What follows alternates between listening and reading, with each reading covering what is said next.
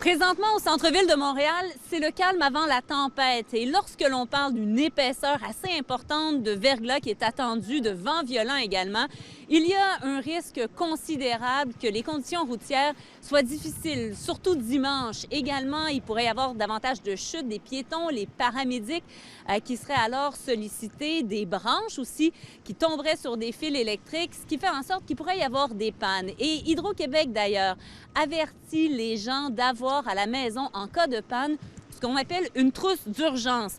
L'idée, c'est de réunir à la maison pour ne pas avoir à fouiller, par exemple, dans la noirceur, avoir à chercher des éléments. Voyez lesquels? Une lampe de poche, des piles de rechange, matériel de premiers soins, de la fourniture pour des besoins spéciaux, par exemple les bébés, avoir des couches, avoir du lait, les médicaments pour ceux qui en prennent, des radios à piles, des couvertures chaudes, la nourriture non périssable, la liste des numéros, notamment les numéros d'urgence, des jeux, des livres pour passer le temps si jamais la panne s'étire. Là-dessus, je vous invite à entendre monsieur, madame, tout le monde, des gens à qui on a parlé, également les porte-paroles d'Hydro-Québec et du MTQ. Et vous, tout ça déjà de rassembler à la maison, vous, là?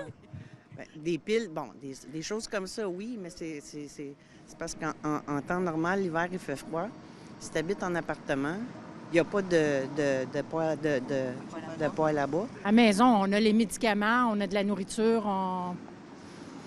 le dépanneur est au coin. J'ai peur de glisser ou des trucs comme ça. Ouais.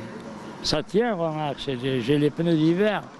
Ah oui, hein? Quand même. Ah oui, j'ai des pneus d'hiver et ça roule, ça.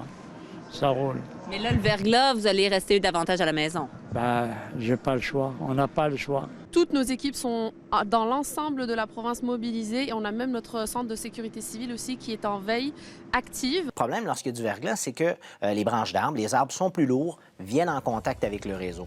Or, les endroits les plus boisés, évidemment, sont plus problématiques, mais est-ce que c'est ces endroits qui vont recevoir les plus fortes précipitations? C'est une science qui est très